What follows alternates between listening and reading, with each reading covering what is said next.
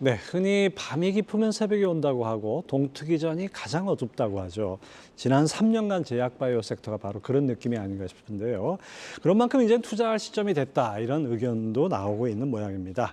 제약바이오가 다시 시장 주도주로 자리매김할 수 있을지 궁금한데요. 오늘 도움 말씀에 김지훈 삼성 액티브 자산운용 본부장 모셨습니다. 어서 오십시오. 네, 안녕하세요. 자, 최근 긴축 기조가 주춤하고 있지만은 미국 긴축 장기화 전망에 따라서 기술 바이오주, 특히 이 성장성에 이제 우려가 심했죠. 아무래도 뭐 자금 조달 이슈가 있다 보니까요. 그럼에도 불구하고 제약 바이오주에 관심을 가져야 되는 이유가 뭡니까?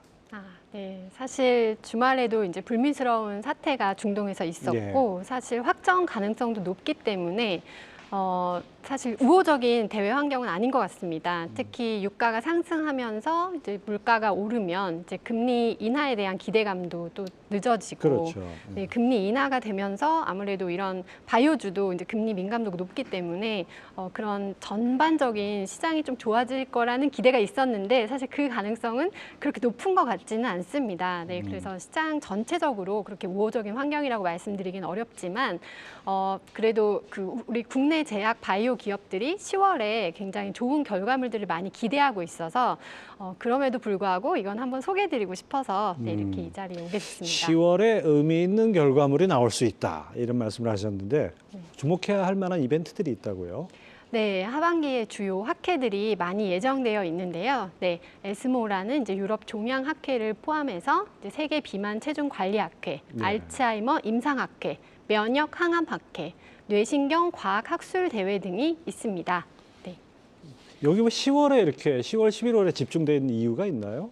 아무래도 그 학회 시즌 자체가 그런 것 같고요. 네, 그런데 이제 과거 한 코로나 때는 또 이게 좀 주춤했다가 이제 코로나 이후에 다시 좀 본격적으로 되고 또 마침 이제 국내 기업들도 주요한 임상 결과를 발표할 것들이 많아서 네, 더 주목을 받는 것 같습니다. 아주 뭔가 타임리하게 뭔가 좀 나올 것 같은 느낌이 드네요. 자, 먼저 이 10월 20일 열리는 유럽 종양학회, 어떤 기업들이 참여하고 어떤 이슈에 주목을 해봐야 될까요? 네, 유럽 종양학회는 아무래도 종양학이라는 게 이게 항암제 시장이기 때문에 가장 크기 때문에 제일 중요하고요. 또 국내에서는 이제 유한양행과 오스코텍이 라이센스 아웃을 한 얀센이 가져간 파이프라인의 발표가 있기 때문에 그게 가장 중요하다고 말씀드릴 수 있고요. 또 GI 이노베이션의 GI101 파이프라인 발표가 있고 또 뭐 그 기타 이외에도 국내 기업들이 대거 참여하고 있습니다. 네. 그래서 사실 이렇게 많은 기업들이 우선 이런 글로벌 학회에 참여할 수 있다는 것 자체가 이제 한국 기업들의 굉장히 경쟁력이 높다는 것을 보여드리는 증거인 것 같고요. 이제 그 중에서도 가장 이제 주목할 기업은 단연코 이제 유한양행과 오스코텍이라고 할 수 있습니다. 이제 글로벌 기업인 얀센이 마리포사라고 이름 붙여진 임상 3상 결과를 발표하게 되는데요. 이 마리포사 임상은 1,074명의 환자를 대상으로 한 대규모의 임상입니다. 이제 유한양행이 오스코텍으로부터 라이센스 아웃을 해서 가져오고 그 글로벌 판권을 얀센에 다시 라이센스 아웃을 한 케이스인데 얀센의 기존 약인 아미반타마프하고 이제 병용해서 임상을 하게 됩니다. 네, 그래서 총 계약금이 이제 한국을 제외하고도 1조 7천억이고 벌써 한 2천억 정도는 기술료를 수령한 상황입니다.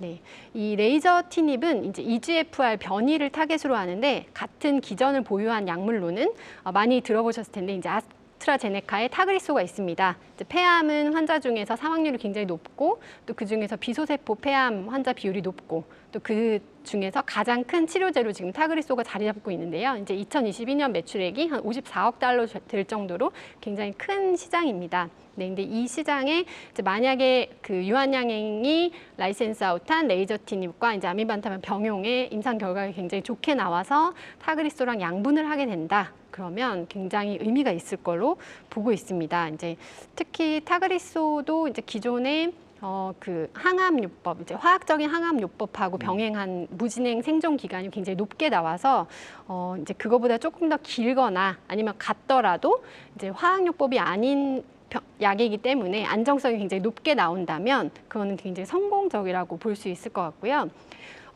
특히 이제 2차 평가 지표로는 또 전체 생존 기간 OS라고 예. 보통 하는데 이거를 보고 있습니다. 이것 또한 만약에 타그리소 대비 우수하다 그러면 굉장히 긍정적일 거라고 보고 있습니다.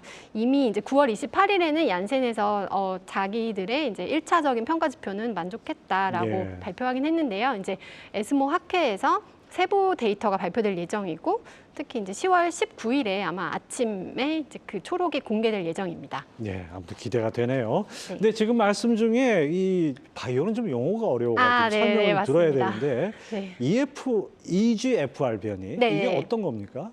네, EGFR의 R은 이제 리셉터라고 해서 수용체인데요.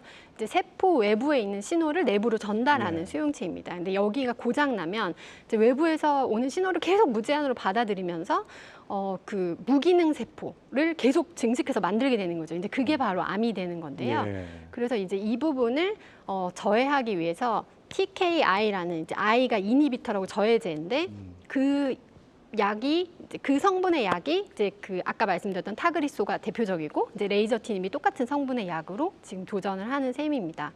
네, 그래서 이제 렉나자와 아미반타맙을 특히 병용했을 때 효과가 더 좋은 이유는 이제 EGFR이라는 그 리셉터만 막 이렇게 공격을 하다 보면 이게 또 풍선 효과처럼 다른 쪽으로 예. 가거든요. 이제 그게 또 이제 C-MET 변인데 이 MET 쪽까지 같이 잡을 수 있는 그 부분을 이제 아미반타맙을 병용하면서 효과가 있기 때문에 그래서 이게 좀 긍정적일 거라고 보고요. 또 이 맷 변이로도 또 타겟하고 있는 국내 바이오 기업인 이제 에이비온도 이번 가을에 이제 발표를 할 예정이라고 알고 네, 있습니다. 암이라는 것이 그냥 한 번에 뭐 딱 뭐 종기 도려내듯이 할 수 있는 게 아니고 상당히 네. 변이도 많고 하다 보니까 네. 치료에 어려움을 겪는데 거기서 어떤 성과가 나올지 아주 기대가 됩니다. 네. 자, 유한양의 경우는 얼마 전에 뭐 증권가에서 목표가를 상향하기도 하고 최근 6개월간 주가 흐름도 좋았는데요. 좀 전에 말씀해 주신 비세포 폐암 관련한 신약에 대한 기대감 덕분인 거죠? 예, 맞습니다. 네, 이제 국내에서는 렉나자라는 이름으로 이미 2차 치료제로는 출시가 됐고요. 아까 말씀드린 이제 TKI 치료를 받은 적이 있는 T790M 돌연 변이가 있는 환자에게만 현재로는 이제 판매가 되고 있습니다. 근데 이제 최근에 무상 공급했다는 뉴스를 많이 보셨을 텐데요. 그거는 이제 1차 치료제로 이제 등재되기 전까지 무상으로 공급을 하고 있습니다. 네, 아마 이제 오늘 또 하필 이제 마침 건강보험심사평가원에서 약제급여평가위원회 심의가 있을 예정이고요. 이제 거기서 만약에 약가가 확정이 된다 그러면은 급여가 되면서 이제 그 암 환자들에게 되게 좋은 소식이 될 걸로 예. 보고 있습니다. 네, 아무튼 암 환자들 입장에서 뭐 지푸라기라도 잡고 싶은 심정인데 이런 좋은 신약이 나온다면은 앞으로 좋은 도움이 될 것 같습니다. 네. 자, 계속해서 개최될 학회 관련해서 주목해 볼 만한 기업과 신약들 어떤 것들이 있습니까? 네. 아까 말씀드린 그 에스모에서 이제 GI 이노베이션도 GI101이라는 파이프라인을 공개하게 되는데요. 이것도 이제 면역 항암제로 고형암을 타겟하고 있습니다.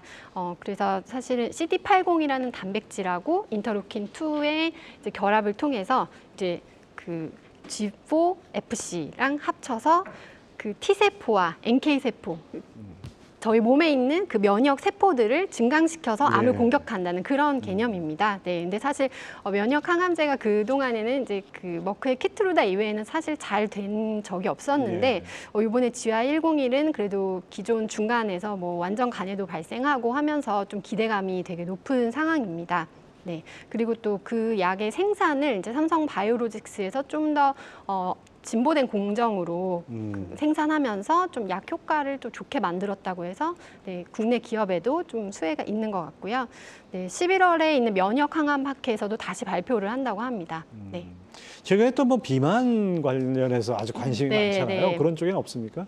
네. 비만 치료제 관련해서도 사실 뭐 GLP-1이라는 그 물질이 다 그 노보노디스크와 일라이릴리의 그 물질이 다 뭐 휩쓸었다 이렇게 보셔도 될 것 같은데요. 이제 그 당뇨 관련해서는 근데 그 물질을 전달하는 기전을 어떻게 바꾸냐, 요 네. 부분이 이제 국내에서는 좀 화두가 될 것 같고 이제 관련 기업으로는 인벤티지 랩이 이제 그 비만 학회에서 임상 결과를 발표할 예정입니다. 네.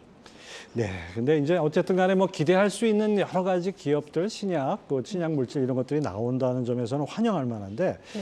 또 이럴 때 이제 아무래도 고금리 상황이 계속되다 보니까 이 바이오 기업들이 이제 증자라든지 뭐 신사업 구상 등에 있어서 관련 뭐 공시들이 많이 쏟아지는데 네. 이 옥석 가리기가 좀 어려운 것 같아요. 어떻게 해야 네, 됩니까? 맞습니다. 사실 지금 뭐 아까 제가 학회에 나간다고 말씀드린 기업 중에서도 사실 증자가 진행 중인 기업들도 꽤 있을 정도로 제약 바이오 기업 중에 제 느낌에는 한 30% 정도가 자금 조달 이슈가 있는 것 같아요. 대규모 증자도 있고 시비도 있고 또 뭐 시비가 과거에 발행했던 시비가 주식에 전환되는 과정도 있고 사실 좀 어려운 상황이고요. 그래서 사실은 파이프라인의 경쟁력뿐만 아니라 그 파이프라인을 임상으로 끌고 갈 때 이제 자금 운용 능력, 경영진의 능력까지도 사실 꼼꼼히 봐야 되는 어려운 국면이라고 생각됩니다. 그래서 투자하실 종목을 고르실 때는 정말 좀 평소보다 더욱더 신중하게 검토해 주시기를 저는 추천드리고요. 또 이제 저희가 느낄 때 바이오 기업 대표님들도 이제 상장을 하시고 나서는 아무도 100% 지분을 가지고 계신 게 아니잖아요. 그렇죠. 네, 네. 주주에게 대표 자리를 위임받으신 거기 때문에 시비 발행이나 뭐 스톡 옵션이나 증자 등에 대해서 기존 주주에게 이제 피해가 갈 수 있다는 점을 굉장히 잘 고려하셔서 신중하게 하셨으면 좋겠다 이렇게 말씀드리고 싶습니다. 그리고 앞에서 저희가 뉴로사이언스 학회에서 발표할 이제 이수앱지스의 ASM 관련 기전이 있는데요. 네, ASM은 뭔가요? 네, ASM은 이제 애시드 스핑고미엘린 효소라고 좀 어려운 부분인데 저도 사실 처음 들어보고 열심히 이제 회사에 물어보고 공부를 했는데 그 애시드 스핑고미엘린이란 효소는 스핑고미엘린을 분해시켜서 세라마이드로 만드는 효소입니다. 근데 그 세라마이드가 혈중에 많아지면 염증도 많이 생기고 또 치매 치료제 치매 환자들에게 보니까 그 농도가 굉장히 높게 나타난 거예요. 그래서 기존에는 사실 치매 치료제를 이제 타우 단백질이나 아니면 아밀로이드 베타 쪽으로 많이들 하셨었는데 이렇게 새로운 기전을 통해서 그 ASM을 억제하니까 그 분해가 좀 더뎌지고 그래서 세라마이드 농도가 낮아지면 치매 치료 환자에도 효과가 있더라 이런 지금 비임상이 진행 중이고 그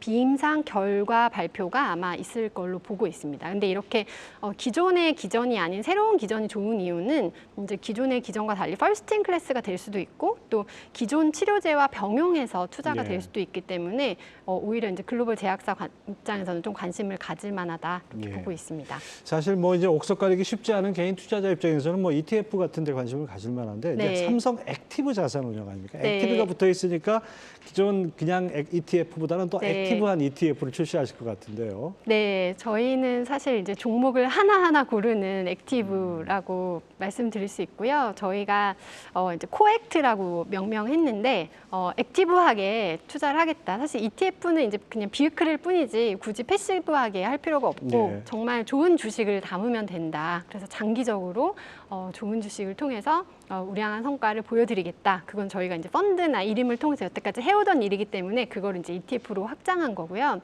근데 우선 또 마침 철자가 맞게도 이 ACT가 저희가 주요하게 보는 세상의 변화랑 딱 스펠링이 좀 맞았습니다. 이제 저희가 세상의 변화에 함께 투자하자. 이게 저희의 투자 철학인데 A는 이제 에이징, 그리고 C는 클라이밋 체인지, T는 테크놀로지 이노베이션입니다. 그러니까 노화, 기후변화, 그다음에 기술 혁신. 네, 이 세 가지가 저희가 생각하기에는 가장 중요한 세상의 변화를 바꾸는 흐름이고 이제 첫 번째 상품이 아무래도 에이징하고 굉장히 많이 관련된 상품인 거고요.